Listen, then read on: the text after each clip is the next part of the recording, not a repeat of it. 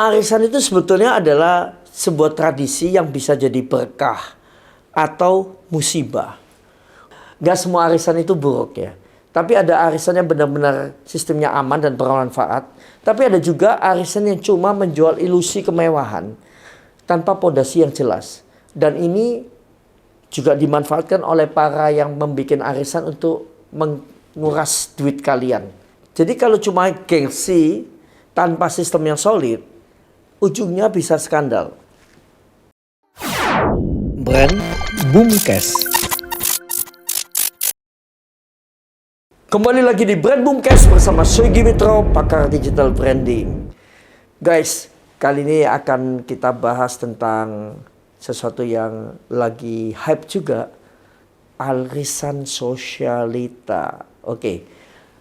Ada yang bilang ini cara cerdas membangun kekayaan, ada juga yang bilang ini cuma jebakan status sosial, dan yang terbaru adalah arisan yang kabarnya membawa kabur uang puluhan miliar rupiah. Pasti banyak yang dengerin ini juga salah satu korbannya. Tapi nggak salah, dan jangan salah, bukan nggak salah ya, jangan salah, nggak semua arisan itu buruk ya. Tapi ada arisan yang benar-benar sistemnya aman dan bermanfaat. Tapi ada juga arisan yang cuma menjual ilusi kemewahan tanpa pondasi yang jelas. Dan ini juga dimanfaatkan oleh para yang membuat arisan untuk menguras duit kalian. Jadi gimana cara membedakannya? Ayo kita bahas. Yang pertama, arisan itu sebetulnya adalah sebuah tradisi yang bisa jadi berkah atau musibah. Di Indonesia, arisan ini sebenarnya sudah jadi bagian dari budaya. Jadi ada arisan keluarga yang simple, tujuannya buat menabung bersama. Terus ada arisan bisnis yang memang transparan dan punya sistem jelas. Terus ada lagi arisan investasi yang diawasi secara resmi. Jadi nggak semua arisan itu sebenarnya buruk. Yang jadi masalah adalah arisan yang brandingnya berlebihan, tapi sistemnya nggak jelas. Nah ini hati-hati ya. Misalnya ada arisan sosialita yang menjanjikan keuntungan besar dalam waktu singkat. Nah ini kalian mesti waspada. Pakai kata-kata misalnya luxury investment. Luxury investment atau executive circle atau private wealth club dan yang lainnya yang seberapa wow gitu ya. Kemudian pakai embel-embel perhiasan, ada tas branded dan barang mewah lainnya sebagai gift-nya atau bisa dibeli dan ditukar. Dan lagi biasanya mereka pakai influencer atau sosialita terkenal buat menarik lebih banyak peserta. Ya memang nggak semua yang seperti itu pasti buruk, tapi ini biasanya ada yang buruk dengan cara-cara seperti ini. Jadi kalau cuma gengsi tanpa sistem yang solid, ujungnya bisa skandal. Nah, saya sebenarnya juga waktu itu sering diundang ke beberapa arisan, tapi ya memang arisannya nggak semua itu jelek ya. Memang ada benar-benar yang arisan benar ya.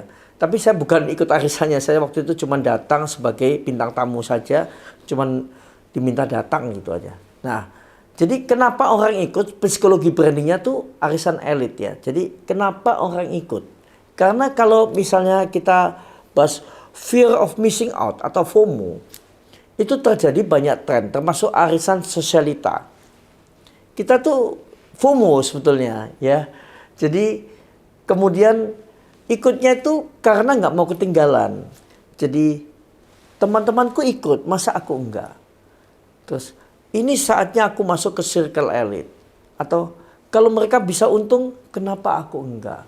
Nah, masalahnya banyaknya nggak ngecek dulu apakah arisan ini benar-benar aman atau cuma branding doang.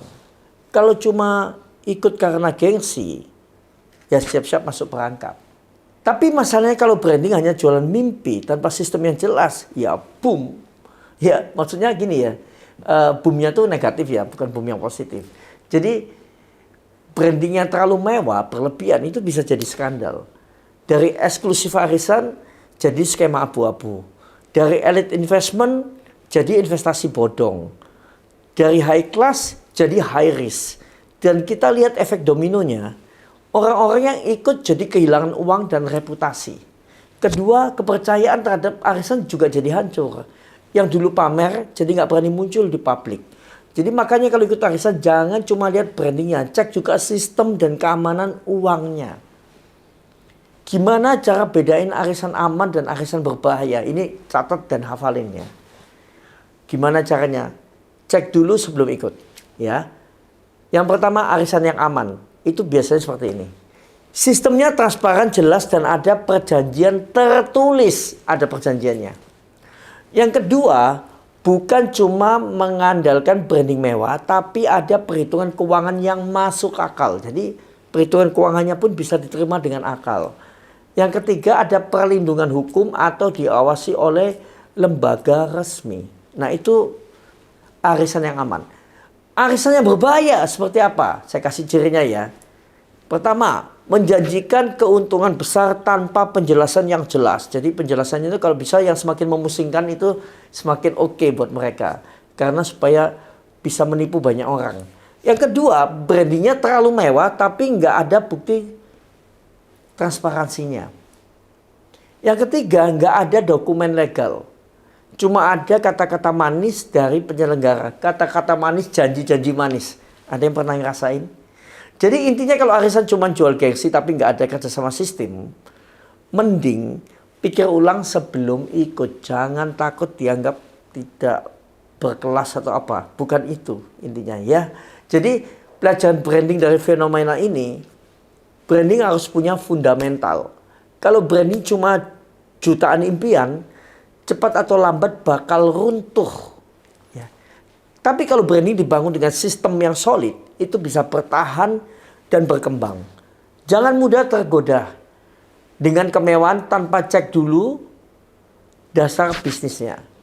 Karena di dunia branding yang terlihat wah belum tentu worth it. Ya. Saya Sugi Mitro, pakar digital branding.